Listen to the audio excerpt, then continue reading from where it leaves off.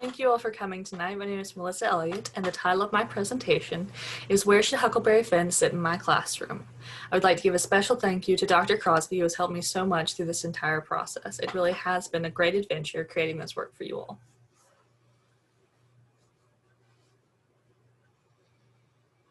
So, one of the biggest complaints with Huckleberry Finn is the use of the N-word. Mark Twain uses the word so much in the book it is hard to find a page without it.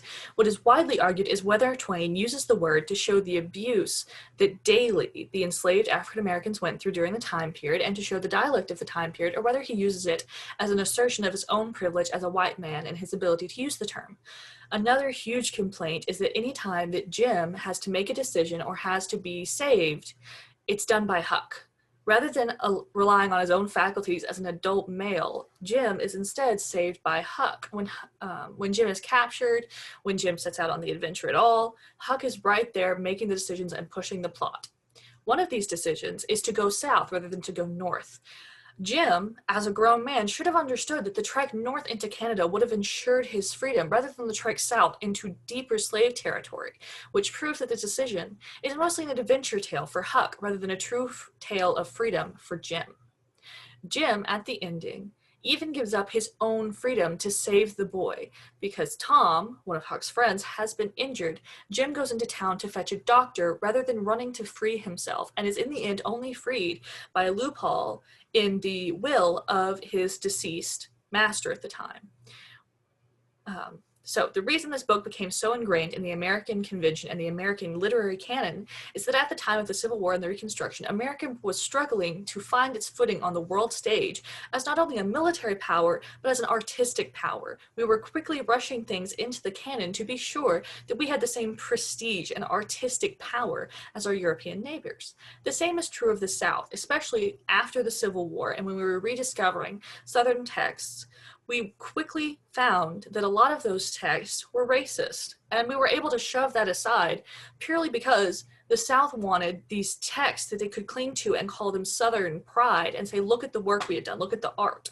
Twain himself is certainly an artist of his time. His writing is incredible. He lectured extensively, and a large portion of his work was satire work in which he pointed out the major flaws in the society he had grown up with by making fun in a very serious manner during these lectures in high art periods.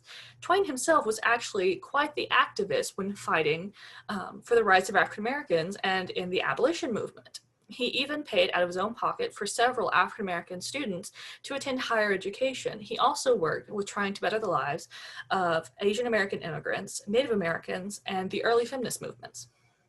Now, when modern Americans, especially high school students, read Huckleberry Finn, it is easy to misread, not as the satire it is, as the scathing review of the awful treatment of African Americans and the perspective of the white people of the time on these African Americans, but as a lauding of this, as a praising that using the N-word is meant to be acceptable to these students, which is why when we teach that, we have to be very careful that our students understand that. And if we choose to teach Huckleberry Finn, we have to be sure and do it in the right way so it is sensitive and educational in the right way, rather than being misread and mislabeled. This is why we must very much focus on historical context. When reading Huckleberry Finn in the historical context of Twain as a famous satirist, it is easy to see that Twain is actually writing a scathing review and saying, look how you see Jim. Jim is a grown man, but Huck treats him like a child over and over and over again.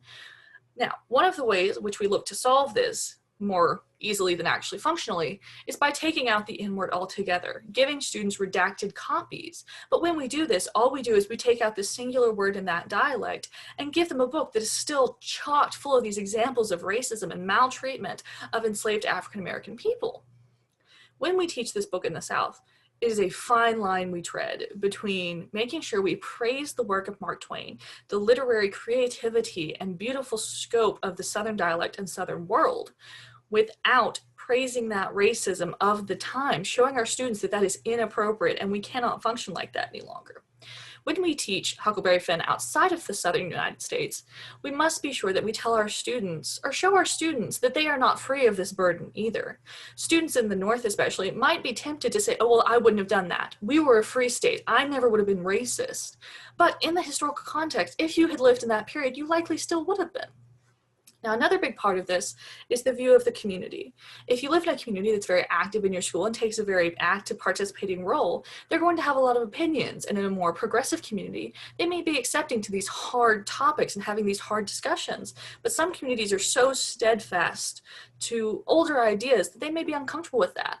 This is also true with parents. Parents especially want to protect their children and make sure their children are in a happy, healthy community. And so a lot of times parents will try to protect their children by not allowing them to have these hard discussions that turn them into well-educated and more informed adults to make their own decisions once the parents can no longer be as actively involved. When we teach this, if we teach this, we must also be very aware of our individual students. When teaching this, if you have, say, 1 or 2 African-American students in a largely Caucasian classroom, one should take the time to make sure that student is comfortable with discussing these topics, or if they might need an alternative assignment, because this book can be very hard for certain students. This also plays into your class makeup. How many students are African American? How many students are Caucasian? How many students are neither of those things? No matter what classroom you have, your classroom is going to be diverse in some way, shape, or form. And as a teacher, we have a responsibility to cater our lessons to that classroom, whether that be largely African American or Caucasian. But that is not the only dichotomy. There are also Asian American students, Native American students, Eastern European students. When we teach students diversity and historicism, we need to be aware of their biases and what can most help them grow. Does Huck Finn actually serve the purpose we want for our students, or should we even look at another text? Thank you so much for your time, and I hope you enjoyed my presentation.